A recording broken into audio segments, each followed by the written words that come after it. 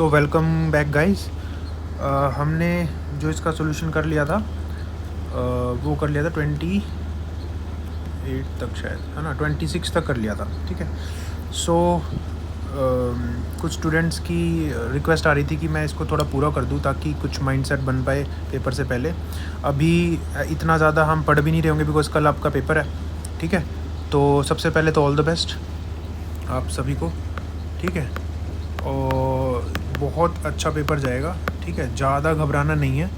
मैं जो ये सॉल्यूशन कर रहा हूँ ना, ऐसा ही माइंड सेट करके जाना है बिकॉज आपको ऐसा नहीं है कि बिल्कुल बहुत ज़्यादा चीज़ें आनी चाहिए। आपकी जो बेसिक अंडरस्टैंडिंग है ना, उसी से आंसर निकल आते हैं। वो तो आप जब घबरा जाते हो ना, तब आपका गलत होता है। घबराना क्यों है? ये जो आपका पेपर है ना, ये कोई लाइफ तो ना आपकी कि इसने डिसाइड कर दिया आगे का क्या होने वाला है। कुछ नहीं है, ये जस्ट एक फेज़ ऑफ लाइफ है। अपना चिल रह के पेपर दे के आना है। ये जो 4 ऑप्शन आपको दिख रहे हैं ना, ये इन्हीं में से आंसर लाना है।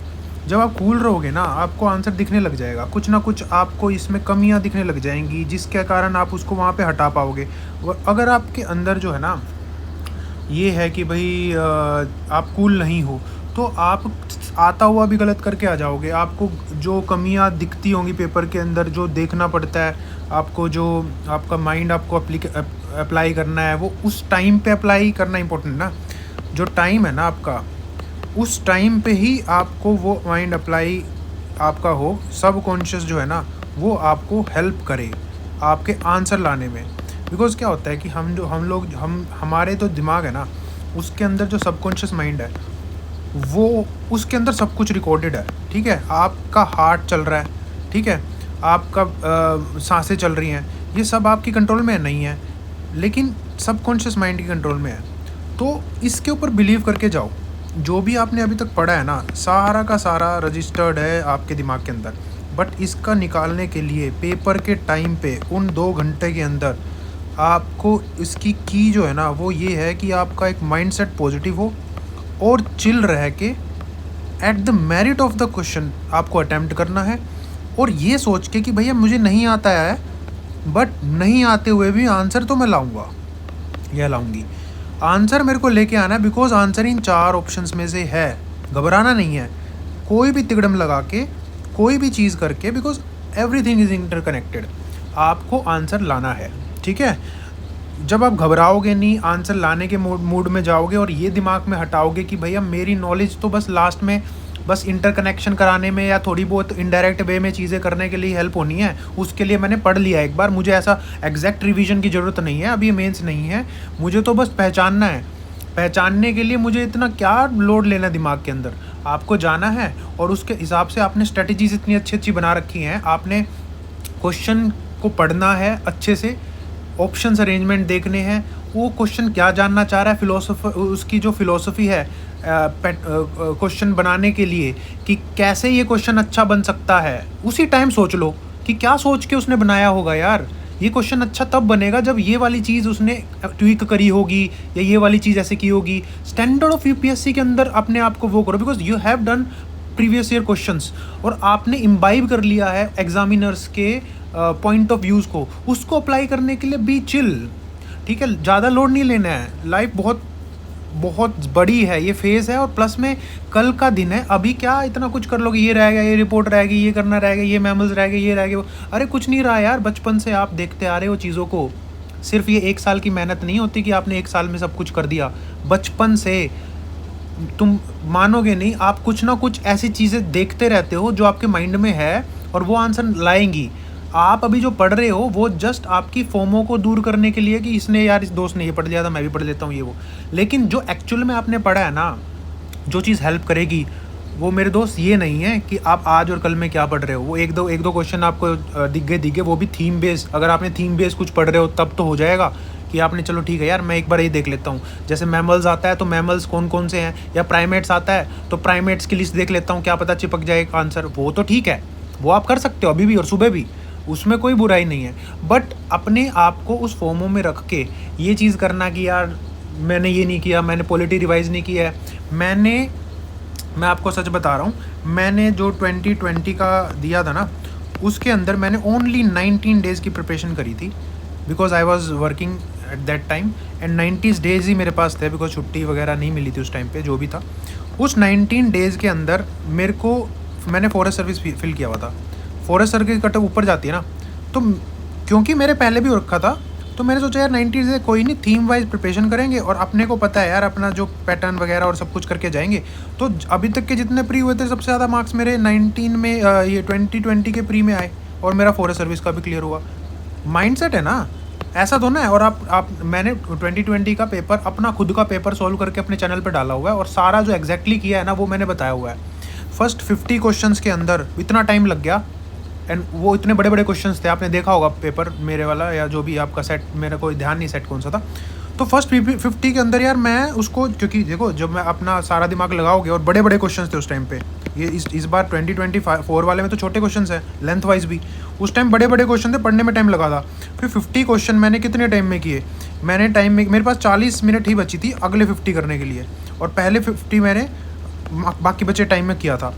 और आप ये देखो अगले 40 के अंदर कुदरती क्या हुआ कि पॉलिटी ज़्यादा थी, वन लाइनर और छोटे छोटे क्वेश्चन थे, फटाफट किए, और मेरे 6 क्वेश्चन रह गए। First time in history of my pre attempt मेरे 6 क्वेश्चन रह गए थे, जिसमें से 3 या 4 क्वेश्चन बड़े ईजी थे, जो अगर मेरे को देखने का भी टाइम होता तो होता। अब ये 19 दिन की प्रिपरेशन ने मेरे को लॉस ये किया कि मेरी वो प्रैक्टिस नहीं थी जिससे वो माइंडसेट बन पाए कि मैं 100 तक पहुंचूं।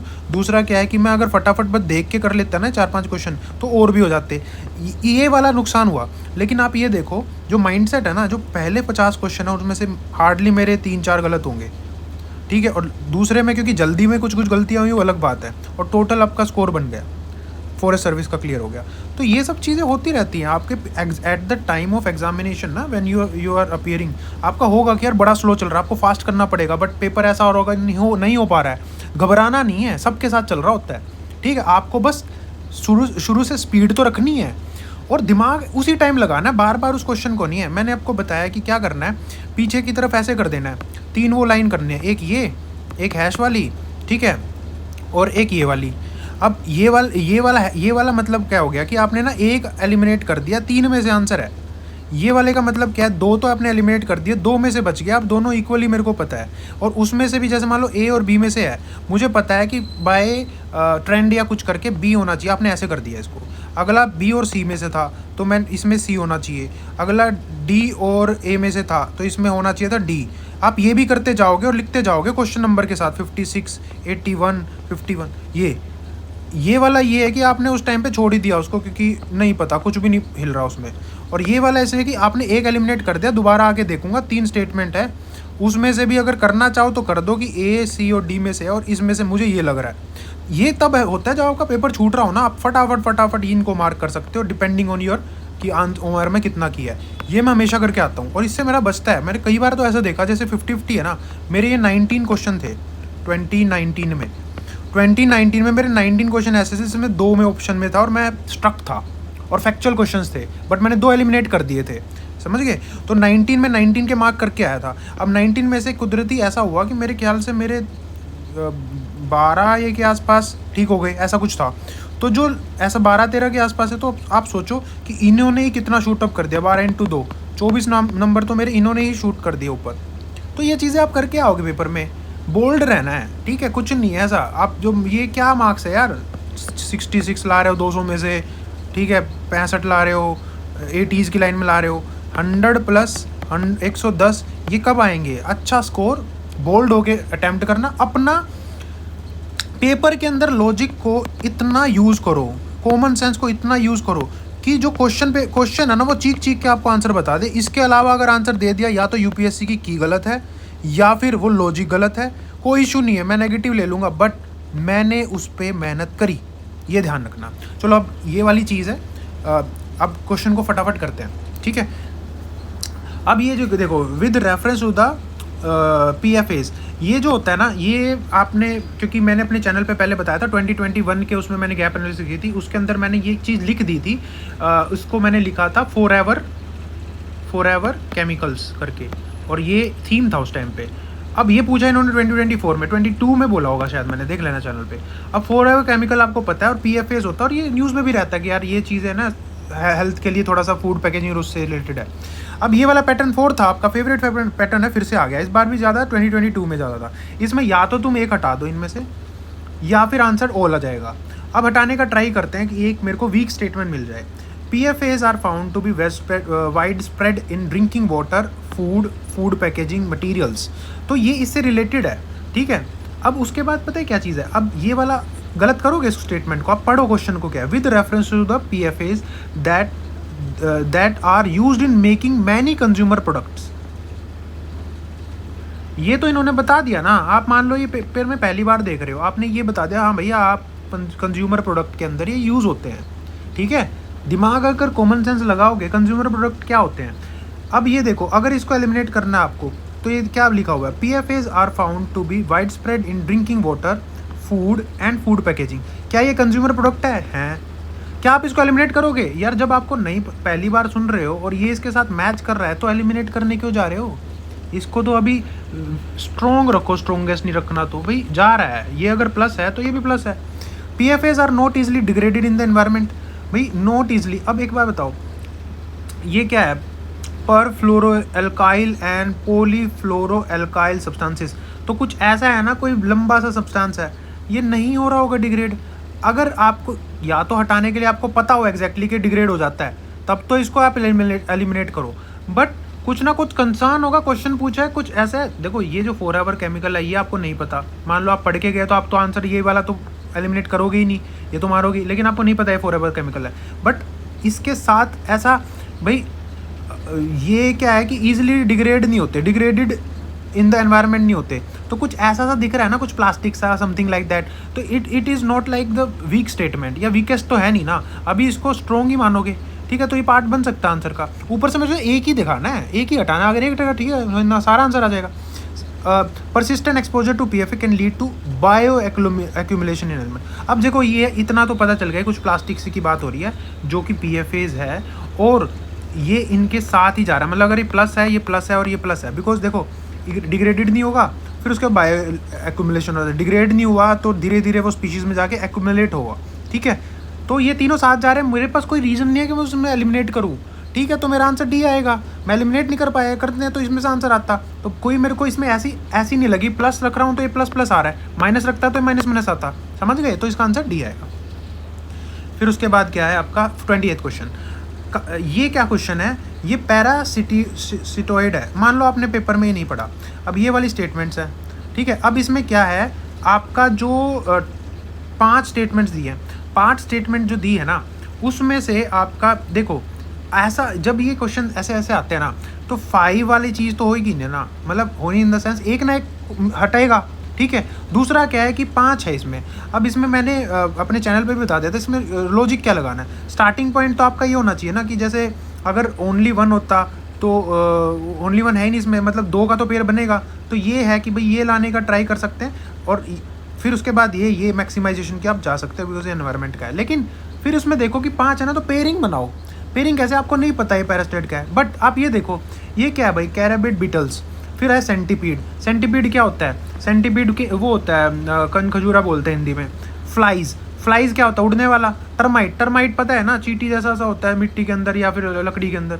वास्प, वास्प उड़ने वाला। तो अब देखा यार 3 चीज़ें उड़ने वाली लिख रही है, ये और ये। तो 3 चीज़ें उड़ने वाली है, 1, 3 एंड 5। ये फ्लाई कर सकती हैं। और सेंटीपीड और टर्माइट ये ग्राउंड के अंदर या कहीं छुप के रहते हैं, ठीक है। सेंटीपीड को आपने वॉशरूम अपने या कहीं पे ऐसे देखा होगा, और वास्प को भी ऐसे ही लकड़ी या ज़मीन के नीचे, और सॉरी टर्माइट को। तो ये 2 का पेयर बन गया, ये 2 पेयर बन गए मेरे पास, ठीक है। या तो आंसर ये 3 है या 2 है, क्योंकि अब देखो मैं किस लिए बोल रहा हूँ, क्योंकि क्या होता है स्पीशीज़ कुछ इन्होंने सेलेक्ट किया, कुछ तो उड़ने वाली कर रखी है, कुछ ना उड़ने वाली कर रखी है। अब इनकी नेचर भी अलग अलग है ना। अब नेचर कैसे आएगा, क्वेश्चन क्या पूछे, पैरासिटोइड। यार आपको मतलब नहीं पता तो हिंदी पे जाओगे आप, आपको अगर मतलब नहीं पता आप इसकी हिंदी में जाओगे। हिंदी बोल रही है परजीवाभ्य, परजीवाभ्य। देखो आपको अगर हिंदी आती है, जो आपका ये तो पढ़ा था ना पैरासाइट, ये तो पढ़ रखा है। ये क्या होता है कि कोई ऐसी चीज़ है वो अपने होस्ट, एक होस्ट में रहती है, पैरासाइट हो गया। उसको क्या परिजीवी समथिंग करके बोलते हैं। ये क्या है, वाभ्य करके है। अब देखो ऐसा तो नहीं बोला ना अपरिजीवी, अ लगा दिया कोई अपोजिट, अप लगा दिया कोई अपोजिट, ऐसा तो नहीं, ये अपोजिट लग रहा है इस पैरासाइट वाली हिंदी से, नहीं लग रहा ना। तो इसका मतलब समथिंग पैरासाइटिक का है, लेकिन कुछ अलग भी हो सकता है, बट पैरासाइटिक समथिंग साउंड कर रहा है। अब इसमें से मेरे को ये बताओ, आपने 2 पेयर बनाए, ठीक है, आपने क्या किया, 2 पेयर बनाए, कहाँ गया, तो 2 पेयर बनाए, एक तो इसका बनाया इनका और एक इसका बनाया। अब इसमें से बताओ मुझे पैरासाइट कौन सी हो सकती है? क्या सेंटीपीड पैरासाइट हो सकता है? जो आपने कनखजुरा है, कनखजुरा बोलते तो उसका, बट आपने देखा है वो कहीं पे मतलब किसी को काटता है और वो करता है, क्या नाम है किसी चीज़ को, अगर चलो ठीक है आपको लगता है कि ये हो सकता है। और टर्माइट हो सकता है, टर्माइट तो यार क्या होता है, लकड़ी वकड़ी को करता है, ठीक है। अब मुझे ये बताओ कि किसी भी उसके लिए, अब क्योंकि एग्जैक्टली पैरासाइट तो बोला नहीं, पैरासिटाइड बोला है, तो इसमें क्या वास्प, क्या है वास्प, उड़ने वाली चीज़ है। फ्लाइज तो करती हैं, अपने एग्स देती हैं किसी के अंदर, उसके एग्स वो करते हैं। बीटल्स भी, बीटल्स के अंदर भी कुछ ना कुछ है। तो ऐसा जो चीज़ है ना, वो पैरासाइट वाली की तरफ जा रहा है या सेंटीपीड वाला जा रहा है? तो आंसर इसमें से ही होना है, या तो 2 होगा या ये होगा। तो जो आपको वहाँ पे डिसाइड करना है वो यही करना है। तो आप अगर फ्लाइज के ऊपर जाओगे, फ्लाइज तो ये से फ्लाई भी पड़ी होगी, एग्स देती है किसी चीज़ में, तो ये इसके कारण आप क्या कर सकते हो, 3 वाला चूज़ कर सकते हो, ठीक है। फिर उसके बाद आता है, अब ये बोला है कि भाई फॉलोइंग, अब ये वाला जो पेयर है इसके अंदर क्या है, अब स्टार्टिंग पॉइंट क्या होता है, 2 ओनली को लाना, ठीक है, 2 ओनली को लाना। अब देखेंगे इसमें से एक अगर घटता है तो नहीं। अब क्या बोला, how many of the above belong to the pea family. Pea family क्या है, मटर वाली जो फैमिली है उसको क्या बोलते हैं, लेग्यूम्स होता है ना, ये लेग्यूम्स होता है। अब ये जो लेग्यूम है वो ग्राउंडनट क्या है, ग्राउंडनट को अलग दूसरा क्या बोलते हैं, पीनट बोलते हैं यार, ये तो होगा, आप हटा सकते हैं, नहीं हटा सकते। होर्स ग्राम, ग्राम क्या होते हैं, जितने भी ग्राम्स हैं वो लेग्यूम तो होते हैं, तो ग्राम्स को तो बोलोगे ही, ये भी होएगा। सोयाबीन, बीन भी तो, बीन और ग्राम्स यही तो होते हैं। तो ये तीनों को आप हटाओगे या नहीं हटाओगे, तो आंसर 3 लगाओगे, इसमें इतना सोचने की क्या बात है, it is very easy question, ठीक है। फिर उसके बाद क्या आता है, फ्लाइंग फोक्स। अब देखो फ्लाइंग फोक्स मैंने अपने उसमें चैनल में बता रखा था कि फ्लाइंग फोक्स या फिर बाकी चीज़ें जैसी होती है ना, कि भाई जैसे फ्लाइंग फोक्स पहले क्रिटिकल इंडेंजर ऐसे चीज़ में था, नहीं क्रिटिकल इंडेंजर नहीं होगा, बट ऐसा नाम है कि उड़ने वाली लोमड़ी लग रहा है ना नाम, बट होगा ये बैट, क्योंकि क्वेश्चन यूपीएससी में पहले आ चुके हैं दूसरे एग्जाम्स में, ठीक है। तो क्यों होता है, जो एक्सेप्शंस होती है ना, नाम जो मैच नहीं कर रहा होता कि भाई ये एक्चुअली में नाम ये है बट ये मैच नहीं कर रहा उस कंसेप्ट से, तो वो पूछती है यूपीएससी, समझ गए। जैसे मान लो वास्प करके कुछ था, वास्प पी करके, ये मैच वास्प वगैरह से हो रहा है, बट ये था कुछ एक्सोप्लैनेट। ऐसी कोई चीज़ ऐसा दिखती है, वो तो आप पढ़ते वक्त देखते हो, एक्सेप्शन जो मैच नहीं कर रहे हो वो ये यूपीएससी पूछती है। तो ये आगे इसमें कोई बड़ी बात नहीं है, ये चीज़ें थीम बेस्ड चीज़ें हैं। आप जब एनालिसिस करते हो चैनल पे बता रखा है, ये कभी ना कभी आना था, आ गया क्या, पहले किसी फॉर्म में आता कि व्हाट इज़ दिस मैमल या वगैरह वगैरह। मैमल तो आप लगाओगे, लोमड़ी समझ के भी लगा सकते हो और बैट समझ के भी लगा सकते हो, लेकिन यहाँ पे क्वेश्चन थोड़ा एलैबोरेटिव है। एलैबोरेटिव क्या है कि भाई इसने बोला कि flying fox place in the warming category, तो ये वाली चीज़ वर्मिंग के अंदर है या नहीं है, बट जो लेटेस्ट इसमें नहीं था, अगर आप करंट अफेयर करते हो तो ये गलत हुआ। Indian fly for feed on the blood, blood पे भी नहीं करता, फ्रूट होता है, बिकॉज मैंने पढ़ रखा है एज अ थीम, तो मुझे पता है फ्रूट पे करता है। अब आपको यहाँ पे क्या है, आप या तो ये चीज़ है कि भाई ये वर्मिन मान लो, अब कोई चीज़ इतना नाम फ्लाइंग फोक्स टाइप सा कर दिया और उसको आप वर्मिन कर दो, ये जचता नहीं है, तो आप इसको हटाओगे, अब ये भी हटेगा, ऐसा कोई ऑप्शन है ही नहीं कि दोनों हटे। इस वाले पैटर्न की ब्यूटी है कि दोनों नहीं हट सकते, एक ना एक आंसर है या फिर एक्सप्लेनेशन वाली चीज़ है। तो इसका मतलब सबसे आप किसको हटाओगे, इसको तो हटाओगे क्योंकि ब्लड पे तो करता नहीं है, ये आपको पता है तो ठीक है। अगर चलो नहीं पता तो आप ये क्वेश्चन को गलत करके आओगे, इसको छोड़ के आ जाओ फिर। लेकिन अगर थोड़ा सा पता है कि आपको फ्रूट वाला पता है, आप ये लग के आओगे तो आंसर ये आ जाएगा। बट यूपीएससी ने इसको डिलीट ही कर दिया, बिकॉज ये वाली जो स्टेटमेंट है ये भी गलत है, ठीक है। कोई बात नहीं, अगर छोड़ भी सकते हो, क्वेश्चन सारे 100 के अंडर नहीं करने तो इसको छोड़ दो अगर नहीं आता तो। बट ये चीज़ आ सकती है बिकॉज फ्लाइंग फोक्स हो गया या फिर और भी चीज़ें हैं जो थीम में रहती है, मैंने थीम बना रखी है उसके एनवायरनमेंट की भी, ठीक है। द एटमोसफेयर, फिर है 31, द एटमोसफेयर इज हीटेड मोर। अब इसमें ये वाली स्टेटमेंट है, इनमें से एक गलत होती है, आंसर आ जाता है, ठीक है। The atmosphere is heated more by incoming solar radiation than terrestrial radiation. देखो जब एटमॉस्फेयर आता है ना, आपको पता है कि ग्रीन हाउस इफेक्ट क्या होता है, ये अर्थ है, जब बाहर से रेज आएंगी और उसको ये ट्रैप करता है। ट्रैप करने का मतलब क्या होता है, ट्रैप करने का मतलब ये तो ना कि बाहर से आई और इसको यहीं ट्रैप कर दिया, नहीं नहीं, ट्रैप करने का मतलब आई टकराएगी और ऊपर जाने की ट्राई करेगी और यहीं पे ट्रैप हो जाएगी। तो जो ट्रैप होएगी वही तो हीट करेगी, वही तो हीट करेगी, तो इसलिए ये ग्रीन हाउस इफेक्ट है। तो क्या atmospheric acidity more in incoming solar radiation then terrestrial? ऐसा तो नहीं है ना, ऐसा नहीं है। रिफ्लेक्शन आपने देखा है, इसको क्या बोलते हैं? इररेडिएशन बोलते हैं। इररेडिएशन से ज़्यादा हीट करता है। This is a conceptual question. तो ये तो गलत हुआ, आंसर सीधा आ जाएगा, अपने पढ़ने की जरूरत नहीं है जब आप श्योर होते हो। फिर भी सेकंड पढ़ लो, दूसरा ठीक होना चाहिए। Carbon dioxide and other green house gas in atmosphere good absorber of long range. ये ठीक है, ये तो ठीक है आपने, ये तो बहुत ही बेसिक क्वेश्चन है, ठीक है। तो डी आंसर आ गया। माइंडसेट देखो इसमें क्या है, इसमें माइंडसेट ये होते हैं कि अगर इनमें से वीक है उसको हटाओगे आंसर आ जाएगा। इनमें से अगर मान लो दोनों ही आपको स्ट्रोंग लग रही है, या दोनों ही आपको पता है कि दोनों ही, एक गलत है तो दूसरी भी गलत है, तो इसका मतलब आंसर इनमें से आना है। और फिर उसमें से अगर थोड़ा सा भी रिलेशन आपको दिखे, बिल्कुल रिलेशन नहीं है, तभी आप ये लगाओगे, बिल्कुल ही अपोजिट है, वरना ए के चांसेस बढ़ जाते हैं अगर दोनों सही हैं तो, ये ध्यान रखना। उसके बाद thickness of troposphere at equator is much greater in comparison to compare to poles. अब देखो ये बोल रहा है कि भाई ट्रोपोस्फेयर क्या है, सबसे पहले वाला स्फेयर जो एटमॉस्फेयर का, इक्वेटर ग्रेटर है पोल से। ये तो आप कंसेप्ट पता ही है ना, कि भाई जो अर्थ है ना उसका जो ये है, ये यहाँ पे ज़्यादा है एटमॉस्फेयर और यहाँ पे कम है। ये तो आपने पढ़ा, यहाँ हाइट ज़्यादा है यहाँ कम है, 10 के आसपास है या 3-4 के आसपास रह जाती है, ठीक है। At equator the heat is transport to greater height by strong convection current. जो क्या होता है, ये क्यों होता है, ये हाइट, ये ट्रोपोस्फेयर क्या है यार, ट्रोपोस्फेयर क्या है भाई? आपका जो फर्स्ट लेयर है ना, अर्थ सरफेस हो गया, ये फर्स्ट लेयर है, कहाँ तक है ट्रोपोस्फेयर? 10 किलोमीटर। तो इक्वेटर पे क्यों 10 किलोमीटर बोला जाता है? कि भैया जो आपका यहाँ पे एक लेयर आती है स्ट्रेटोस्फेयर, उसके ये आता है ट्रोपोपोज। ये जो पोज होता है ना, ये क्या मतलब है इसका? जहाँ पे आपका जैसे मान लो एक क्या होता है, हाइट के साथ क्या होता है, टेम्परेचर घटता है ना। जब टेम्परेचर घटता है तो चीज़ें ऊपर ऊपर जा रही है।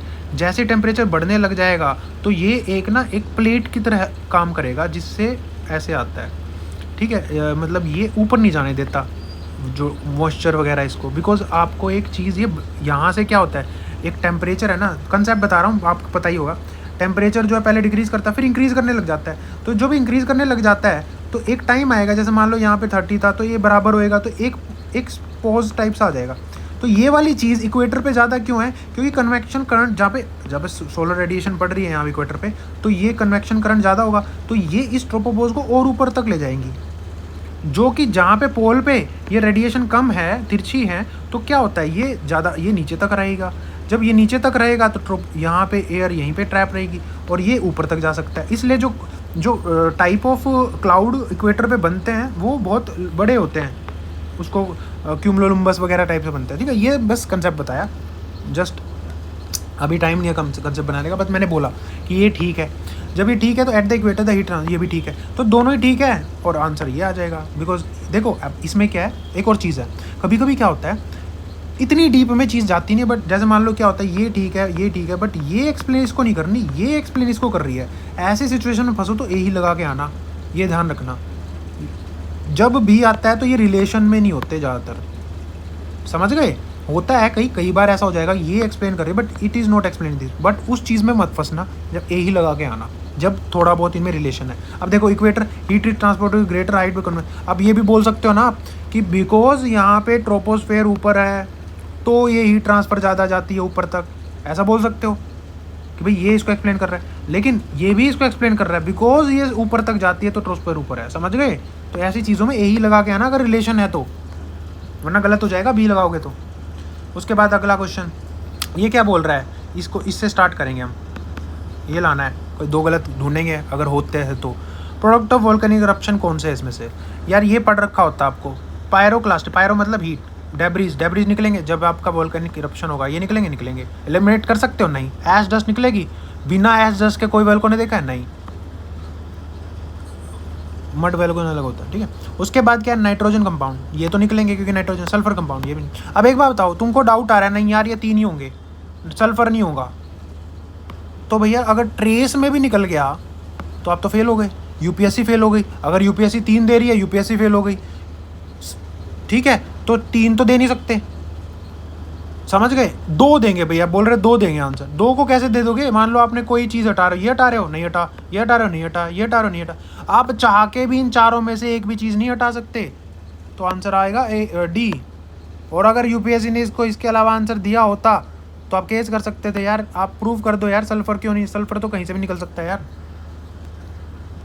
उसके बाद 34 आइसोथर्मल मैप्स। आइसोथर्मल मैप्स का क्वेश्चन है, मंथ ऑफ जनवरी बोला, जनवरी मंथ। ये जब जनवरी जनवरी लिखा जाता है इसका एक इम्प्लीकेशन होता है। जनवरी का मतलब क्या होता है कि अर्थ के ऊपर वाले हिस्से में तो है ठंड, और नीचे वाला ठंड मतलब विंटर, और नीचे वाले हिस्से के अंदर क्या है, समर। बस इतना ध्यान रखना। Isotherms deviate to the north over the ocean and to the south over the continent. अब आइसोथर्म क्या है भाई? आइसोथर्म होता है कि भाई जो एक टेम्परेचर को जोड़ने वाली लाइन, ठीक है, कंसेप्ट है ये, अर्थ है ये।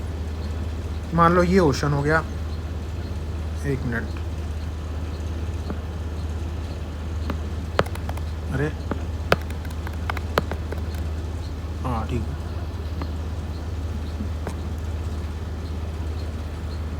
अब इसमें क्या होता है, आपका ये हो गया आपका, ठीक है, मैं बहुत गंदे तरीके से बना रहा हूँ बट इसको समझ जाना, बनाने का टाइम नहीं है, बट मैं कहना चाह रहा हूँ कि भाई आप चीज़ें, अब इसमें क्या चीज़ होती है, ये बोलना और ये आपका हो गया ऐसे इक्वेटर। ये क्या बोल रहा है कि भाई isotherm deviate to the north over ocean and to the south over continent. भाई जैसे मान लो आपका ये 0 डिग्री की लाइन है, 0 डिग्री की लाइन नीचे आ रही है, और ठीक है, और यहाँ पे ये आपकी होगी ठंड वाली लाइन, फिर 10 डिग्री की लाइन नीचे आएगी, ऐसे बोल रहा है। फिर उसके बाद क्या बोल रहा है, isotherm deviate to the north over ocean.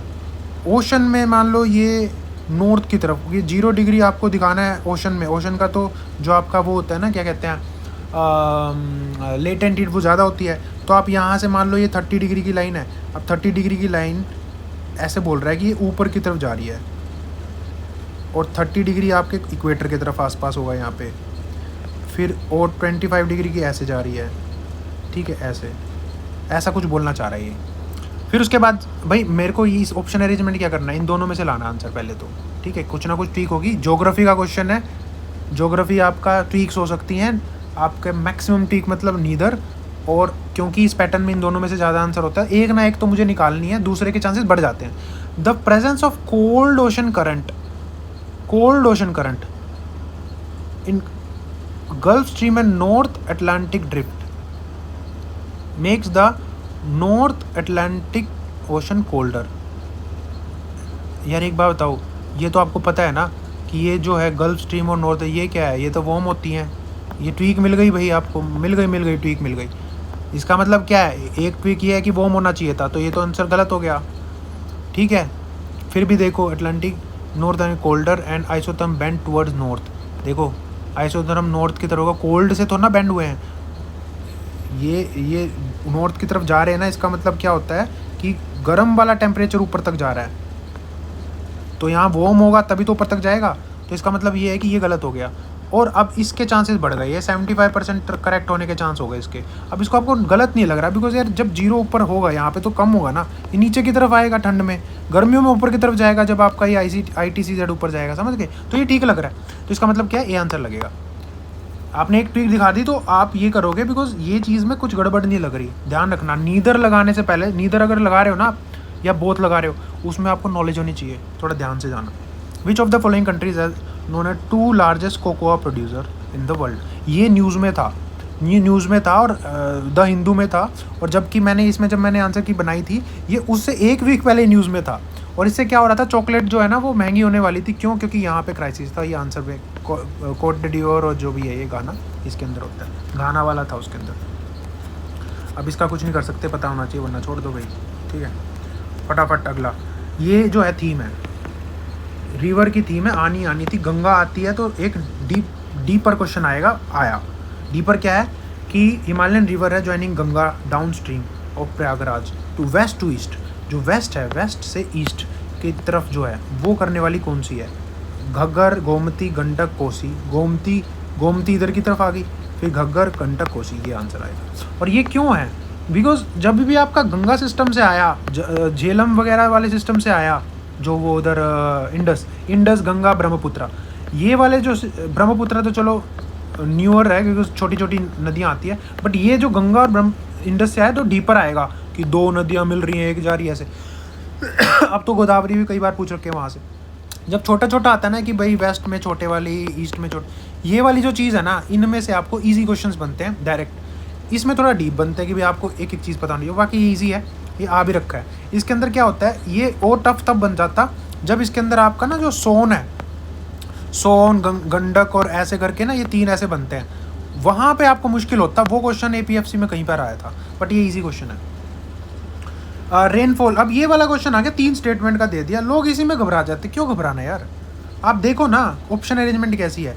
Both 2 and 3 correct, both them explain इतना, both 2 and 3 statement correct, but only one of them explain इतना, only one of the statement is correct, neither of the statement 2 and 3 are correct, only one statement 2 is correct, that explain. तो इसका मतलब जो है, इसमें कोई statement 1 को गलत मान रखा है।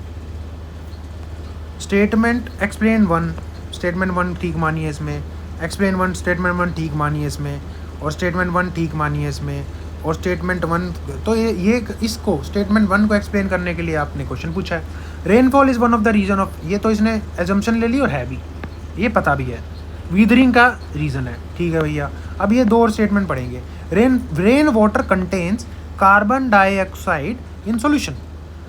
रेन वाटर कंटेन, आपका दिमाग चाहेगा नहीं यार मुझे तो एलिमिनेट करना है, मुझे इसको एलिमिनेट करना है कोई ना कोई स्टेटमेंट को। अगला पढ़ो, rain water contain atmospheric oxygen. आप बोलोगे नहीं यार मेरे को लग रहा है ये गलत है। भाई आप लॉजिक लगाओगे, काउंटर लॉजिक भी लगाओगे इस टाइम पे। अगर आप इस स्टेटमेंट को गलत मानते हो हाइपोथेसिस से कि rain water contain carbon dioxide, contains carbon in solution, तो आप क्या बोल रहे हो कि कार्बन डाइऑक्साइड नहीं मिल सकती रेन वाटर के अंदर। तो आप क्या बोल रहे हो कि कुछ ऐसा सॉल्यूशन बन जाएगा कि रेन जो ऊपर से नीचे आएगी, कार्बन डाइऑक्साइड चाहे एटमॉस्फेरिक में कितनी भी हो वो इसमें घुल नहीं सकती, और ये आप लैब में भी प्रूव कर दोगे, ये आप ये बोलना चाह रहे हो। अगर ये ट्रेसिस में मिल गई आपको तो क्या करोगे?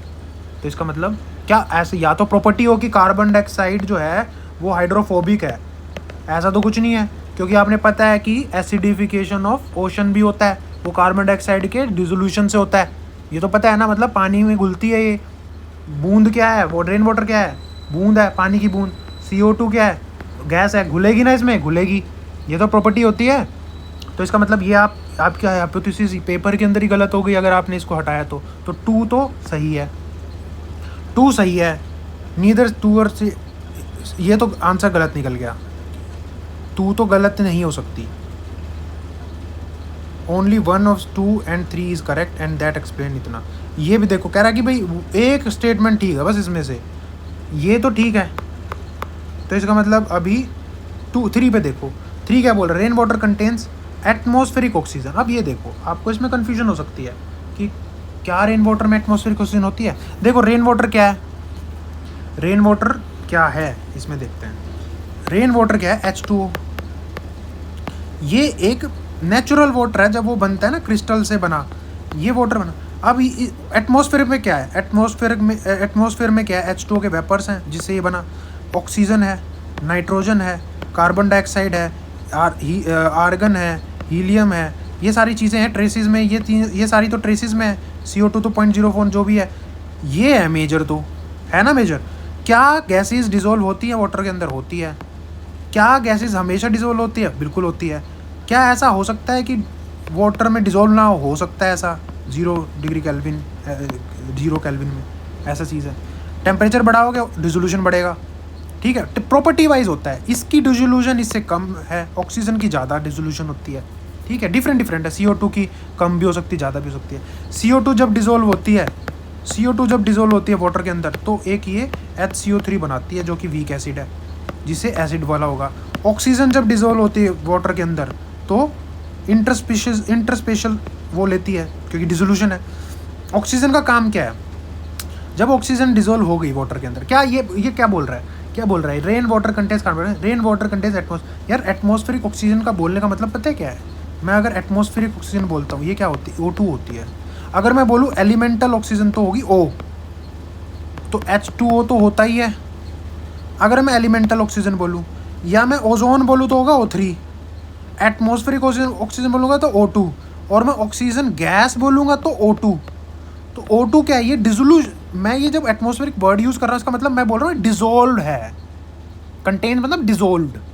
मैं जब CO2 कार्बन डाइऑक्साइड बोलता हूँ वो डिजोल्व है, तो ये डिजोल्व है बिल्कुल है। वाटर जब रेन ट्रैवल करेगी, वाटर जब प्योर भी होगा ना ट्रैवल करेगी तो ऑक्सीजन जाएगी, डिजोल्व होगी, नाइट्रोजन भी डिजोल्व होगी, इसमें सारी गैसेस डिजोल्व होगी ट्रेसिस में। तो अब इसका मतलब ये है कि अब ये भी ठीक है, ये भी ठीक है, तो इसका मतलब ये भी गलत हो गया, दोनों गलत हो गए। अब ये दोनों में से आंसर है क्या है, both 2 and 3 are correct and both explain. ये both 2 and 3 are correct but only one of them. यार एक बात हो, जब आपका एक वीक एसिड बन गया तो ये तो वेदर कर सकता है ना, कौन सी वेदर करेगा, केमिकल वेदरिंग। कितनी वेदरिंग हो, केमिकल, फिजिकल, थर्मल, 3 टाइप की होती हैं, और भी होती होंगी। केमिकल क्या होता है, रिएक्शन से HCO3 बन गया, वो रिएक्ट कर जाएगा बिल्कुल। भाई ऑक्सीजन डिजोल्व हो गया, आपने मान लिया डिजोल्व है, आप मान ही नहीं सकते नहीं है डिजोल्व, क्योंकि ट्रेसेस में मिल के आप गलत हो जाओगे, मतलब डिजोल्व है। तो क्या ये वीदरिंग करेगा, भाई रॉक के अंदर क्या है, मान लो रॉक के अंदर आयरन है, आयरन से ऑक्सीजन रिएक्ट करके Fe3O बना के रस्टिंग की फॉर्म में निकलता रहेगा ट्रेसेस में। तो क्रैक्स जो डेवलप हुए इसके अंदर ऑक्सीजन रिएक्ट करेगी और उसको ऑक्सीडाइज करेगी। ऑक्सीडाइज जो चीज़ें होती है वो ज़्यादातर पाउडरी फॉर्म में निकलती है, तो होगा। तो इसका मतलब ये तीनों ठीक हो गए। इतना मतलब मैं क्या बोल रहा हूँ, पेपर के अंदर आप सोच सकते हो यार फटाफट, ये तो मैं बताने में एक्सप्लेन कर रहा हूँ, आप फटाफट सोच सकते हो हाइपोथेसिस काउंटर हाइपोथेसिस करके, क्या ये गलत माना तो क्या होगा, सही माना तो क्या होगा, ठीक है। उसके बाद 38 फिनलैंड, जर्मनी, ये क्या है, इनमें से मैं इससे स्टार्ट करूँगा, ठीक है। मैं ट्राई करूँगा 2 निकल जाएँ। How many countries have border with North Sea. जो नॉर्थ सी है ना वो आपको पता है, जोग्राफी जिसकी स्ट्रॉन्ग है उसको पता होगा कि जो आपका ये बनता है ना ऐसे, यहाँ पे नॉर्थ सी है और यहाँ जर्मनी होती है, ठीक है, और फिर ऐसे बनता है, ये मेडिटेरियन आ गया, ठीक है। फिर उसके बाद ये क्रीमिया, यहाँ ये क्रीमिया है, ठीक है, और ये अपना अफ्रीका। अब ये जो चीज़ है ना ये नॉर्थ सी है। अब क्या बोल रहा है, इधर फिनलैंड आ जाता है, इधर फिनलैंड है, ये क्या है, ये स्वीडन है, स्वीडन और नॉर्वे का है, स्कैंडिनेवियन कंट्रीज बोलते हैं। क्या बोल रहा है, नॉर्थ सी से कौन सा बॉर्डर करता है, फिनलैंड तो इधर रह जाता है, इधर की तरफ बाल्टिक सी है ना, बाल्टिक कंट्रीज़ है यहाँ पे, यहाँ फिनलैंड है, नॉर्थ सी यहाँ है, तो ये आप एलिमिनेट करोगे, ये नॉलेज बेस्ड है। जर्मनी तो करता है, नॉर्वे भी करता है, नॉर्वे इधर हो गया, जर्मनी और नॉर्वे तो करते हैं, 2 तो आपके ठीक है। अब आंसर या तो रशिया, रशिया कहाँ है यार, इधर रशिया, इधर है, रशिया तो इधर है, थोड़ा सा इधर है, ये रशिया है, इधर कहाँ से नॉर्थ सी के आवास पे आ गया, तो रशिया हटेगा। तो इसका मतलब क्या है, जब रशिया आता है तो इन दोनों में से आंसर आ गया, 2 तो ठीक थे। अब इसमें 2 को लगाने या 3 को, अब आंसर आपका फिनलैंड डिसाइड करेगा कि आपको अगर पता है कि फिनलैंड इधर है तो अब आंसर आएगा। थोड़ा टफ है, जिसको मैथ आता है वो कर देगा, बट अगर ये 2 से आप स्टार्ट कर रहे हो और कन्फ्यूज हो कि 3 आएगा 2, तो 2 लगा के आओ। उसके बाद क्या होता है, धुआंधार, ये आ गया 3 जो आपको करना है। अब जैसे मैच द फॉलोइंग है ना, ज़्यादातर क्या करते हैं, ऐसा कुछ कर देते हैं, मैंने जब देखा है चीज़ में कि एक क्वेश्चन इसमें से, एक स्टेटमेंट इसमें ट्वीक करेंगे, एक इसमें ट्वीक करेंगे, तो इसका मतलब क्या होता है कि 2 आपकी स्टेटमेंट गलत हो सकती है, ठीक है। तो 2 होती है तो आप वैसे तो ट्राई इस पे करोगे, बट 1 भी आ सकता है ये, क्योंकि ये बाकी जगह आता है, बट जब ये 3-3 कॉलम मैच है ना तो स्टार्टिंग पॉइंट आपका 1 हो सकता है, बिकॉज यहाँ पे 3 स्टेटमेंट में 2 ट्वीक हो सकती है। अब जैसे धुआंधार है, धुआंधार कहाँ पे है, जबलपुर के आसपास है। जब आप मध्य प्रदेश करते हो, ठीक है, आपका ये मध्य प्रदेश है, ठीक है, यहाँ पे ये छत्तीसगढ़ हो गया, तो जहाँ पे जबलपुर है अमरकंटक के वहाँ पे, मालवा जो है ये है, ये मालवा मालदा ये आते रहते हैं, वही ध्यान रखना। एक बार पहले भी आया था 2000, जब उसने वो बताया था रिवर वाला था, कुछ एरिया था, मालदा था मालवा था, उसमें उससे भी ऐसा हो गया था कि यार वो मालदा लिख दिया, कुछ मालवा लिख दिया, बट कोई और पठार रहा था उसके अंदर, पठार इन द सेंस प्लेट्यू, ऐसा कुछ था। ये 3-4 क्वेश्चन थे, मैंने अपने सॉल्यूशन में भी दे रखा। तो ये ठीक हो सकता है, मुझे स्ट्रॉन्ग नहीं लगा। नर्मदा तो है, ये तो ठीक है, ये मेरे अभी डाउट है। हुंड्रू और ये क्या होता है, वाटरफॉल आ गया, ये भी थीम बेस्ड होता है। ये तो सबसे लंबे वाला वो नहीं होता, जोग वाटरफॉल है ये, ठीक है। ये कहाँ, वेस्टर्न घाट्स में, बिल्कुल ठीक है। ये तो याद होना चाहिए आपको कि ये नेत्रावती नहीं था, ये शरवती और ऐसा कुछ रिवर है, शरावती करके, तो ये तो गलत हो गया। इतना तो पता ही होगा जब आप प्रिपेयर हो रहे, तो एक स्टेटमेंट तो गलत होगी, इसका मतलब इन दोनों में से ही चल रहा है, दोनों में चल रहा है। फिर उसके बाद हुंड्रू किधर है, इधर की तरफ है, छोटा नागपुर के आसपास, ये ठीक लग रहा है। सुबर्णरेखा, हाँ ये सुबर्णरेखा भी इधर है, तो ये ठीक लग सकता है आपको, क्योंकि इसमें नन भी है तो टफ क्वेश्चन बन जाता है। लेकिन इसमें क्या होता है कि ज़्यादातर दो हो गए, मेरे को यहाँ डाउट लगा और ये डाउट लगा, तो मैं इसको ठीक मानूंगा। कि मैं एरिया देखो क्या होता है, ज़्यादातर क्या है कि इसमें आप कंफ्यूज होते हो, मालवा इधर है और अमरकंटक इधर है, तो इधर अमरकंटक की तरफ है, ये स्टार्टिंग में ही आ जाता है, तो आप ठीक है, ये थोड़ा डीप हो गया, तो आप इसमें से नन भी लगाओगे कई जोक, तो कि आपको ये भी गलत लगे। बट क्योंकि सुबर्णरेखा की डायरेक्शन भी इधर है और छोटा नागपुर भी इधर है और हुंड्रू आपने पढ़ा है तो इधर है, तो ये ठीक हो जाएगा। टफ क्वेश्चन है, मैं ऐसा नहीं बोल रहा सब कर पाएंगे, बट ट्राई ये कर सकते हो आप, क्योंकि थीम बेस्ड है ये। अब मेरे को अगर पता है चीज़, क्योंकि ये पहले आ रखे हैं, वाटरफॉल्स, डैम्स, ठीक है, ये आते रहते हैं, तो इतना कुछ नहीं है इसके अंदर। अगर क्या होगा मैक्सिमम छोड़ दो इसको यार, बट 2 ओनली और 1 ओनली में से लगा सकते हो इसमें। अब ऐसे ही ये आ गया, इसमें अंदर भी क्या है, कभी ट्राई करेगा या तो इनमें से गलत हो जाए या इनमें से गलत हो जाए, या तो इनमें से या इनमें से, ठीक है, या फिर मैं समझ गया ना। अब इसमें सेंट्रल एशिया, ये वोसगस, मैंने 2022 की थीम बनाई थी कि वर्ल्ड माउंटेन देख लेना भाई, और अब जाके 2024 में इन्होंने दिया वर्ल्ड माउंटेन। कोई बात नहीं, थोड़ा लेट कर रहे हैं, क्या पता क्वेश्चन उस टाइम पे बन गया और इनके क्वेश्चन बैंक में हो, है ना, कुछ नहीं पता।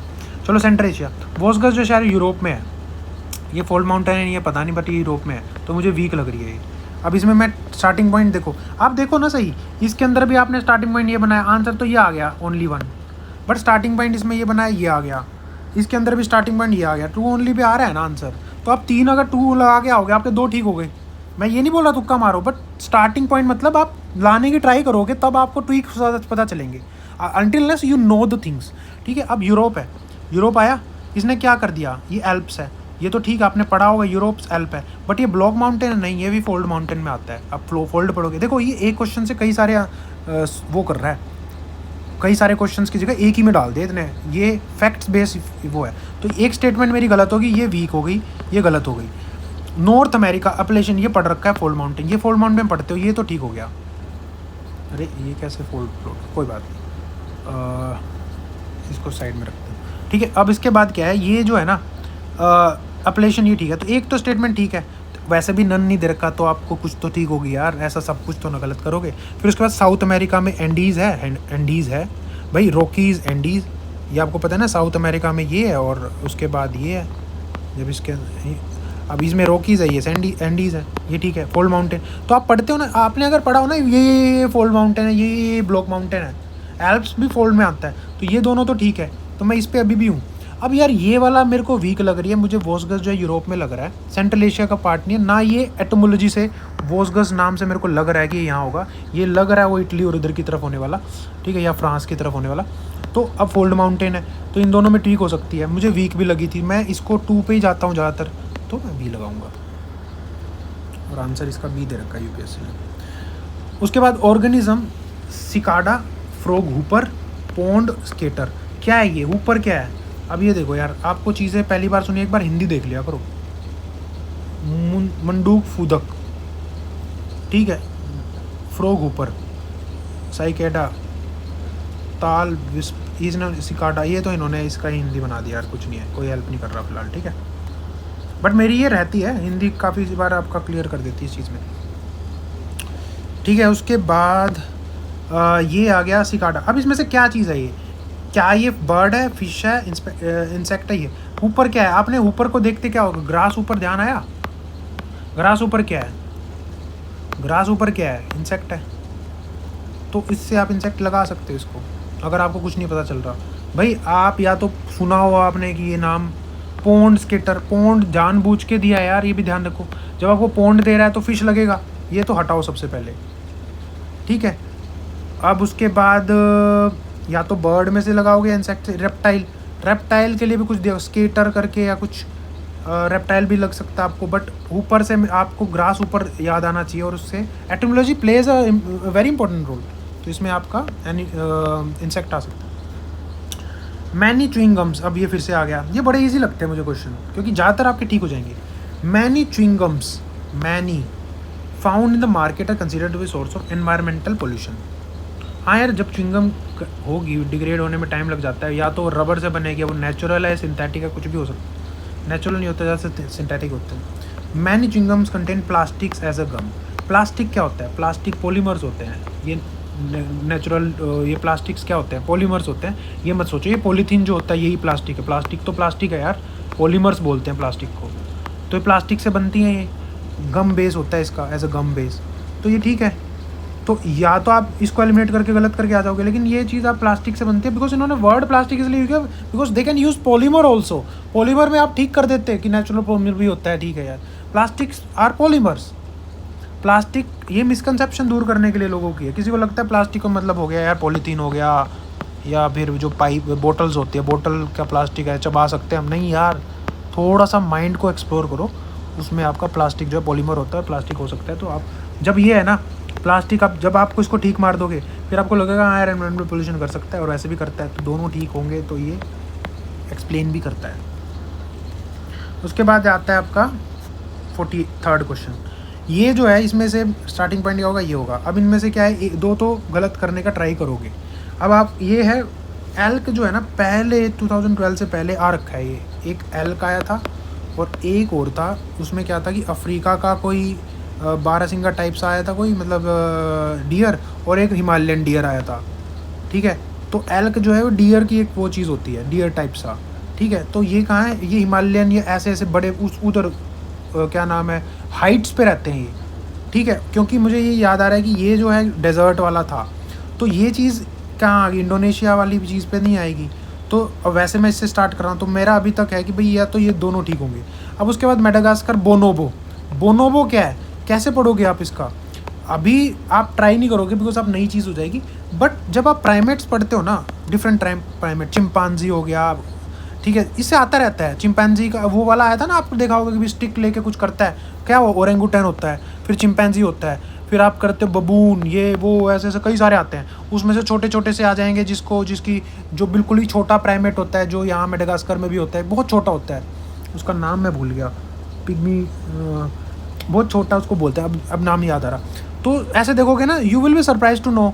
उसमें से फिर आ जाता है कुछ प्राइमेट ऐसे है कि जो साउथ अमेरिका के अंदर जो होते हैं वो बिल्कुल अलग तरीके के होते हैं, उसको न्यू वर्ल्ड मंकी बोलते हैं। आया हुआ है क्वेश्चन शायद, old monkey, new world monkey. Apes में डिफरेंस क्या है, ह्यूमन बीइंग एप्स है, इंडिया के में कोई एप रहता है, हाँ रहता है, and only ape other than human being in India, hoolock gibbon बोलते हैं इसको, ह्यूलोक गिबन।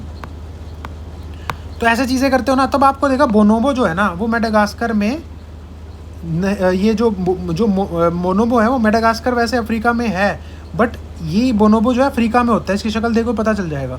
तो ये अफ्रीका में होता है, तो ये भी गलत है। इंद्री जो है ना, आपको इंद्री जो है ये क्या चीज़ है, ये आपको पता नहीं होगा अगर अनटिलनेस यू वॉच डिस्कवरी चैनल, जो मैंने बोला था ना, आप ये चीज़ें क्वेश्चन आ रहे हैं, जैसे मान लो फॉर एग्जांपल आपका वो आया था, वेल वाला आया था, फिल्टर करके करते हैं कुछ ना कुछ, आप देखते। इंद्री जो है ना, ये एक टाइप का वो होता है, जो था तो क्या बोलते हैं उसको, मेडागास्कर में ही रहता है, जो अभी ध्यान नहीं आ रहा है मेरे को नाम। तो ये क्या करते हैं, इन्होंने इसका ये इससे मिला दिया, मतलब इसकी कुछ चीज़ दे दी, तो इसका नन आंसर आ गया। दो क्वेश्चन बड़ा टफ है, इसको छोड़ सकते हो, जो अगर नहीं पता तो रिस्क मत लो, बिकॉज इसमें नन भी है, ऑल भी है, टू भी है, नन, इसमें तो सारे ही हैं भाई, ठीक है। रिस्क लेना है तो दो ओनली लगा के देखोगे, बट अगर आपको पता है ना चीज़ें तो आप आ जाओगे कि भाई इनमें से। बट इसमें क्या होता है, आप ना नन बहुत मुश्किल से लगा के आना, आंसर नन दिया है, बट ज़्यादातर में ना इनमें से वन ओनली कर देना, बिकॉज कई बार क्या होता है ऐसे कर देते हैं, ये इसका और तीसरा मैच कर रहा है। ऐसे क्वेश्चन में ज़्यादातर आंसर वन होता है, ठीक है, बट इसमें नन आया है। अब इसके बाद आता है वर्ल्ड टॉयलेट ऑर्गेनाइजेशन। ये आ गया वर्ल्ड टॉयलेट, आपने पेपर से पहले कभी पढ़ा नहीं होगा, ये मैंने भी नहीं पढ़ी थी, ठीक है। मैंने भी पेपर के आने के बाद ही इसको पता चला कि ऐसा कुछ होता है। अब आ गई है पेपर में, सॉल्व करना है। ये कौन सा पैटर्न है, ये थर्ड पैटर्न है। थर्ड पैटर्न में क्या है, देखो दो सिंगल है भैया, जब दो सिंगल दे दिया, इसके इनका कुछ ना कुछ मतलब है। ये क्या हो गया इसको, ठीक है, दो सिंगल है, तो इसमें से आंसर आने की ट्राई करेंगे हम। नहीं आया तो फिर अलग बात। मतलब क्या है कि 2 स्टेटमेंट हटाने की ट्राई करेंगे और इनमें से आने की ट्राई करेंगे। It is one of the agencies of, ये तो यार कभी जब यूनाइटेड नेशन एक थीम बेस्ड ऑर्गेनाइजेशन है, आती रहती है, इसमें आपने सुना है वर्ल्ड टॉयलेट ऑर्गेनाइजेशन? बिल्कुल नहीं। और एजेंसी वन ऑफ द, ये तो गलत हो गई। इसका मतलब क्या है? 2 और 3 में से आंसर है। इसका मतलब मैं अभी इन्हीं में से चल रहा हूँ, इनमें से चल रहा हूँ, और ये हट गई, ये हट गई। अब इनमें से आंसर है, या तो ये होगा या इन दोनों में से होगा। फिर उसके बाद मेरा जो 2 स्टेटमेंट है, अगर अब 2 देखो, world toilet summit, world toilet day and world toilet college are the initiative of this. यार एक बात बताओ, ये कोई ऑर्गेनाइजेशन है, मान लो आपने वर्ल्ड टॉयलेट ऑर्गेनाइजेशन है, क्या ये सबमिट्स कर सकती है ऐसा वर्ल्ड टॉयलेट समिट ये वो? और कौन करेगा यार? करते होंगे ये, जब ये वर्ल्ड की ऑर्गेनाइजेशन है कोई, तो ये सबमिट करते होंगे। तो 2 को आप गलत करोगे? नहीं, ये तो आंसर का पार्ट बनेगा लॉजिक से। ऐसा कोई ऑप्शन दे रखा? नन नहीं ना, तो ये तो बनेगा, तो 2 आंसर का पार्ट बनेगा। तो आप 2 में पहुंच गए, इन 2 में पहुंच गए, ये हट गया, पहुंच गए। अब मान लो आपने मार्क नहीं करना इनमें से, 3rd स्टेटमेंट पढ़ो। The main focus of function is to grant funds to the least developed countries and developing country to achieve end of open defecation. यार ये जा तो रहा है इसके साथ, तो मुझे अब मार्क करना है, या तो मैं 3 को इंक्लूड करूँगा या एक्सक्लूड करूँगा।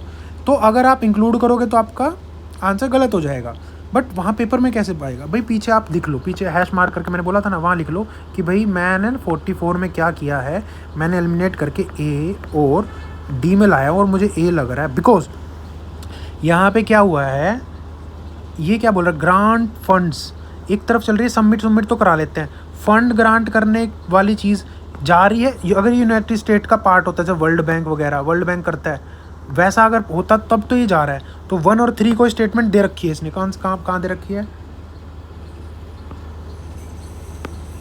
ये? अरे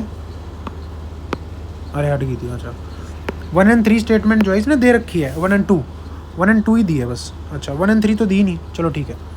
तो इसका मतलब क्या है, अब ये क्या है कि भाई अगर ये यूनाइटेड नेशन वाली चीज़ होती तब तो हम बोल भी सकते थे यार ये ना लीस्ट डेवलप नेशन को ग्रांट देती है। जा रहा है, इन्होंने बनाया हुआ लग रहा है, बहुत जिगरा चाहिए आपको 2 ओनली लगाने का। बट अब इस चीज़ में यही, इसीलिए तो मैंने लगाया कि जब ये वाला पैटर्न आ जाता है ना, 2 और 3 वाला, इनमें से ज़्यादा चांसेस होते हैं, तो आप ऑप्ट कर सकते हो 2 ओनली पेपर के अंदर। आंसर क्या यूपीएससी ने दिया, 2 ओनली दिया है, तो पैटर्न के साथ फॉलो हुआ है। इन्हीं चीज़ों में कंफ्यूज होते हैं ज़्यादातर पेपर में कि यार इसको एक्सक्लूड करूँ, इंक्लूड करूँ। इंक्लूड कर लिया तो ये ऐसा लग रहा है कि जा सकता है, बट क्या ऐसी ऑर्गेनाइजेशन है जो ये करती होगी?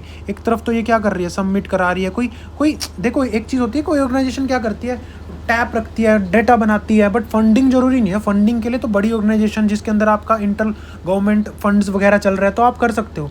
तो ये वाले थोड़ी सी वीक है, अगर ध्यान दो, अगर आप वो करते हो तो इसको आप वीक कर सकते हो, तो 2 ओनली लगाओगे, फिर आप पैटर्न के साथ भी जाओगे। फिर अगला क्वेश्चन, अब लाइंस वाला आ गया। ये कौन सा, फिर से 4th पैटर्न आ गया आपका, जो फेवरेट पैटर्न होता है। इसमें क्या है, या तो एक हटेगा या आंसर आ जाएगा। तो एक वीक स्टेटमेंट देखनी है। लायंस डू, अब क्या बोला है इसमें, स्टेटमेंट करेक्ट पूछी है, ये ध्यान रखना भाई, इनकरेक्ट भी आ जाता है कई बार। Lions do not have a particular breeding season. यार मुझे नहीं पता, इतना आपने नहीं पढ़ा ब्रीडिंग या कुछ भी। जनरली एलिफेंट का पूछा था एक बार, तो ब्रीडिंग वगैरह पढ़ लो तो अलग बात है, बट किस किस की पढ़ोगे, कोई बात नहीं। अभी मेरे को ना तो ये वीक लग रही है ना ये स्ट्रॉन्ग लग रही है, मुझे कुछ नहीं लग रहा, मैं इसको इग्नोर मार रहा हूँ। Unlike most other weak cats cheetah do not roar, ये तो एक फैक्ट है, this is the fact. Cheetahs तो थीम है, इंडिया में नेचुरली फाउंड नहीं होते, अब आए हैं। चीता क्या है, चीता रोर करता है नहीं करता? क्या ऑल डॉग्स रोर करते हैं? नहीं, सॉरी बार्क नहीं करते। ऐसे ऑल कैट्स रोर करती है? नहीं।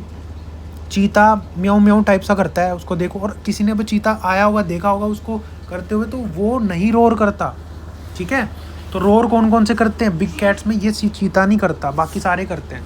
तो ये जो स्टेटमेंट है ये सही है, तो 2 स्टेटमेंट सही मिल, मतलब पहली का तो पता नहीं अभी, ये तो सही है, मतलब मेरे को पहले एक हटाने की ट्राई करना है। Unlike male lions male leopard do not proclaim their territory by scent making. ये जो चीज़ है ना, ये बेसिक अंडरस्टैंडिंग ऑफ कैट्स है। इवन जो आपकी कैट्स होती हैं जो आप पालते हो, वो भी सेंट से आपकी टेरिटरी बनाती है।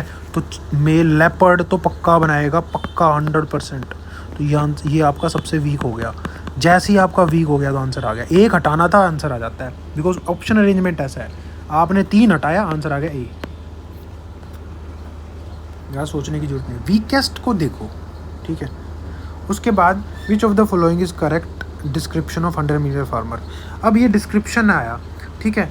अब इसमें देखो क्या होता है कि आपको ना बेस्ट सुटेबल देखना है और आपको पहचानना होता है जब आप यूपीएससी क्वेश्चन कि एक तो बेस्ट हो और एक ऐसा बनाया हुआ ना लगे, ठीक है। फर्स्ट स्टेटमेंट पढ़ो, इट इज़ अ प्लेटफॉर्म, एक प्लेटफॉर्म है for accelerating the transition towards food and water system that are net zero carbon, nature positive and that aims to increase farmer resilience. एक अच्छा स्टेटमेंट लग रहा है ये, और 100 मिलियन फार्मर्स के साथ जाने का लग रहा है। मैं इसको एलिमिनेट नहीं करूँगा। It is an international alliance, भाई 100 मिलियन फार्मर एक अलायंस है। और network of individual and farming organisation, individuals का नेटवर्क है और एक farming organisations interested in supporting and standing development of organic animal husbandry. ये बनाया हुआ लग रहा है। एक तरफ आप एनिमल हस्बेंड्री की बात कर रहे हो, एक तरफ आप फार्मिंग की बात कर रहे हो, ठीक है। और जब भी एम की बात आई स्ट्रेंथनिंग, तो आपने एनिमल हस्बेंड्री को किया, क्यों भाई, क्रॉप वगैरह से लेना देना नहीं है। तो ये स्टेटमेंट वीक लग रही है मुझे। फिर उसके बाद it is a digital, fancy word, platform fully integrated with service providers and build on blockchain that lets buyers, sellers and third parties trade fertilizer quickly। ये बड़ा ही नैरो है, फर्टिलाइज़र ट्रेड करने का एंड हस्बेंड्री के लिए बड़ा narrow है, क्योंकि फार्मर जो है ना, it is a broad term. Farmer, crop, husbandry, fertiliser, बहुत सारी बड़ी टर्म है। अभी तक मुझे ये वीक लगी। ये तो सब कुछ फार्मर रेजिलियंस वगैरह की बात करें, एक न्यूट्रल सा है। ये वीक। उसके बाद it is a platform with a mission of encouraging farmers to form farmer producer organisation और business consortium, thus facilitating the global open market to sell their product. ये थोड़ा सा आपको इनमें से ये तो हट गए, दो हट गए। ये इन दोनों में से आंसर आएगा। या तो पीछे हैश करके लगा लो कि भाई मैंने ए और डी किया, मुझे ए लग रहा है, या फिर मार्क कर दो ए, बिकॉज अब इनमें से देखो क्या सही लग रहा है। फिर इसको पढ़ो, it is a platform accelerating towards food and water system that are net zero. अब क्या 100 मिलियन फार्मर को जोड़ोगे किस चीज़ के लिए, नेट जीरो बनाने के लिए, या फिर अब प्लेटफॉर्म दोगे mission of encouraging farmer to farmer producer organisation and agri business consortium that facilitate global open market to sell their product. ये बहुत अच्छी स्टेटमेंट बना रखी है, तो आप इक्वली कंफ्यूज हो सकते हो। बट बिकॉज ज़्यादातर बातें जैसे बनते हैं ना, 100 मिलियन फार्मर को करेंगे हम, नेट जीरो बनाएंगे, ऐसा उसकी तरफ थोड़ा सा जा रहा है ये, तो आप इनमें से इसको मार्क कर सकते हो। बट ये टफ क्वेश्चन है उस वे में मार्क करने के लिए। बट दो तो आपने हटा दिया ना, 50-50 चांसेस में आ गए आप। दो आप बड़ी इजीली हटा सकते हो चीज़ों में थोड़ा सा दिमाग लगा के। गेम रहता है, जैसे आपने हैश में करके आपने 20 क्वेश्चन कर दिए, उसमें से 10 भी ठीक हो गए, आप पॉजिटिव हो बहुत तगड़े तरीके से, ठीक है। अब उसके बाद क्या है, बैटरी स्टोरेज। अब ये क्या चीज़ बोल रहा है, डिस्ट्रीब्यूटेड एनर्जी रिसोर्सेज।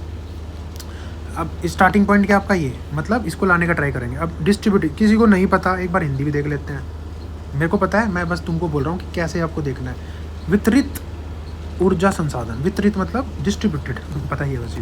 बट कभी कभी ना क्या होता है कि कुछ आप देखो, इस चीज़ को बनाओ, हिंदी आपको कई बार आंसर दे जाती है।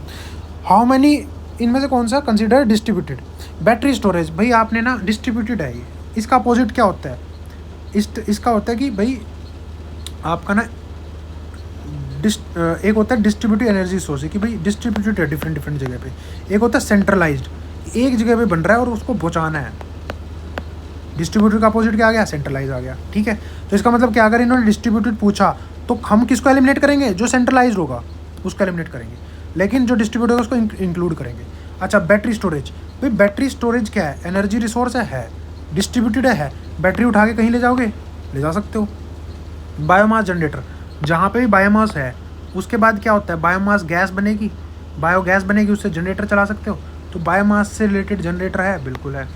फ्यूल सेल भी उठा के ले जा सकते हो यार, हाइड्रोजन होनी चाहिए वहाँ पे, और आप वहाँ पे इलेक्ट्रिसिटी प्रोड्यूस कर सकते हो। प्लस फ्यूल सेल तो आप रॉकेट में भी ले जा सकते हो। अगर सेंट्रलाइज होता तो यहाँ से तार बांध के ले जाते, उसके पास अपना एनर्जी सोर्स है, तो ये हो सकता है। Roof top solar voltaic well, किस वो यूनिट्स रूफ टॉप में सोलर लगा दिए, क्या इसको बाहर से इलेक्ट्रिसिटी ज़रूरत है, नहीं, ये डिस्ट्रीब्यूटेड है, ये तो आप पढ़ते भी हो। तो मेरे को कोई भी चारों में से हटने का चांस नहीं मिले, तो ऑल 4 लगाऊंगा मैं। उसके बाद विच of the following shows a unique relationship with insect। unique relationship with insect that has co-evolved with it, and that is the only insect that can pollinate this tree. ये देखो, ये एक जनरल नॉलेज बेस्ड है, but आप जब भी trees के बारे में पढ़ते हो तो फिग का नाम सुनते हो, फिग। ये बड़ा ही इजी क्वेश्चन है, अगर आपने थोड़ा सा भी, क्योंकि देखो क्या होता है, जब आप ट्रीज़ के बारे में पढ़ते हो तो आप फिग ट्री के बारे में पढ़ते हो, और उसके अंदर आपको होता है कि एक फिग है ना, उसके अंदर जो बी रहती है, एक बी टाइप सा होता है, वो इंसेक्ट सा होता है, वो इसी के अंदर पॉलिनेट करता है, इसी के अंदर मर भी जाता है, और ये उसी से बनता है जो फिग है। तो ये एक बहुत ही बेसिक, अब मैं इसको कैसे बताऊँ, इसका आंसर क्या करोगे, ये लगा लो कि बड़ा इजी क्वेश्चन है अगर आपको पता है, ठीक है, तो इसका आंसर यही आएगा। दूसरा क्या, ये ट्री से रिलेटेड है, फिग ट्री हो गया। अब की बार मान लो ये पूछ सकते हैं, जैसे इकोनॉमिकली इंपॉर्टेंट स्पीशीज़ होती है ना, उसमें से आता रहता है। जैसे उन्होंने क्या पूछ लिया था तुमसे, जैसे ये पूछा था ना, 2-3 बार पूछ लिए हैं चीज़ें, जैसे रेड सेंडर्स आ गया था, इसमें भी आया होगा, पहले भी आया हुआ है रेड सेंडर्स। और आपका टीक आ जाता है, जैसे टीक को क्या बोलते हैं, टेक्टोना ग्रैंडिस बोलते हैं, ठीक है। साल को भी बोलते हैं, साल भी होता है। एक ट्री होता है जिसको बोलते हैं शीशम को क्या बोलते हैं, कुछ होता है नाम, सीसू करके होता है, ठीक है। अब इसमें डायबैक फिनोमिनाज होते हैं। डायबैक मतलब उगता रहता है फिर मर जाता है, उगता रहता है मर जाता है, जब तक इसका अपना फेवरेबल वो नहीं होता, ये ट्री में नहीं कन्वर्ट होता, बीच बीच में इसको डायबैक फिनोमिना बोलते हैं। ट्रीज़ में होता है ज़्यादातर, ये इसमें सीसू जो होता है, शीशम में भी होता है। टेक्टोना ग्रैंडिस जो ऐसा होता है ना कि ये कई बार आया हुआ पहले भी, जो एक नेचुरल नीचे जो और इंडिया है ना, उसके यहाँ नीचे की तरफ बोलते हैं टीक, और ऊपर की तरफ होते हैं साल। ये ध्यान रखना, मतलब वैसे बता रहा हूँ कि मेरे को ऐसा लग रहा है कि इस बार इकोनॉमिकल स्पीशीज़ में जैसे इमली आ चुकी है ना, शायद टैमरिक भी आ चुका है, तो अगर टाइम मिले तो थोड़ा बहुत इनका देख सकते हो। एक स्पीशीज़ हो रहा है जो ज़्यादातर आती है, उसको बोलते हैं, मैं चैनल पे बता दूंगा, ठीक है, 1-2 क्वेश्चन बना दूंगा स्पीशीज़ में से अभी रात को, बस उसको देख लेना, ठीक है। अच्छा, अगला क्वेश्चन क्या बोल रहा है, how many species are poisonous, इससे स्टार्ट करेंगे 2 ओनली से।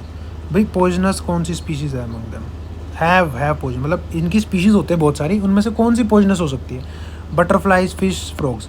अब ये आप ना सोचो कि यार मुझे 2 ठीक करना है, बट ये एनवायरनमेंट है तो मैं ऑल की तरफ जा सकता हूँ, ठीक है। अब मेरे को ना, आप ना रिवर्स देख के चाहोगे, रिवर्स मतलब मैंने ना मेरे को बटरफ्लाई एलिमिनेट करना है। अगर आप बटरफ्लाई को एलिमिनेट करो, अगर कोई भी बटरफ्लाई क्या पॉइजनस हो सकती है, आप कितनी thousands of species of butterfly है, एक भी अगर पॉइजनस निकल गया आप तो गलत हो गए।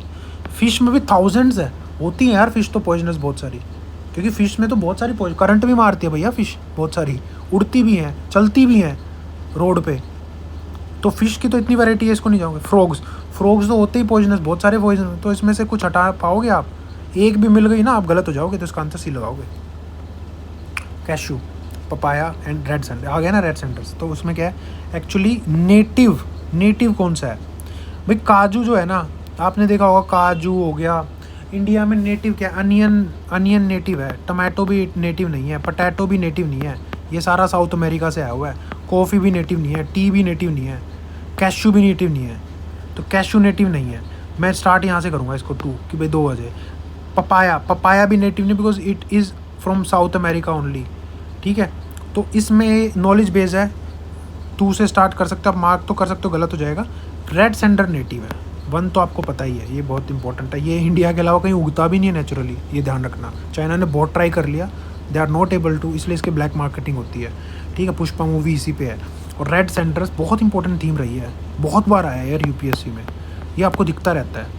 एक जो वो नहीं होता, मैंने आपको बताया एनवायरनमेंट की तो थीम है, जैसे आपका ये गहीर मठ है जगह, ठीक है, और घड़ियाल वगैरह है ये, ठीक है। क्यों घड़ियाल, क्रोकोडाइल की 3-4 स्पीशीज़ है, सॉल्ट वाटर घड़ियाल, ये वो इंडिया में ये घड़ियाल जो है वो क्रिटिकली एंडेंजर है, सॉल्ट वाटर सबसे बड़ा होता है, ये चीज़ें आती रहती हैं यार, तो थोड़ा सा ब्रशअप आपने किया ही होगा, ठीक है। तो गहीर मठ हो गया, भीतरकनिका हो गया, ये चीज़ें आती रहती हैं, तो थोड़ा देख लेना। चंबल वाला हो गया, पढ़ी होगी तुमने, मतलब मेरे को अगर अभी तक याद है तो ये चीज़ें आपको आनी चाहिए, नहीं आए तो कोई इशू नहीं है, ऐसा ज़रूरी नहीं आए, ठीक है। सर्च कर लेना थोड़ा मेरे चैनल पे, नाम डाल के कुछ मिल जाए क्रोकोडाइल वगैरह से। मैंने डाल रखा है कुछ ना कुछ। 50 क्वेश्चन हो गए, ठीक है। इस एक वीडियो ये है, तो जब तक आप इसको देखोगे तो दूसरी बना दूंगा मैं, है ना। तो 50 के बाद दूसरी मैं फटाफट बनाऊंगा। एक बार बताना मेरे को कि कुछ और चाहिए तो।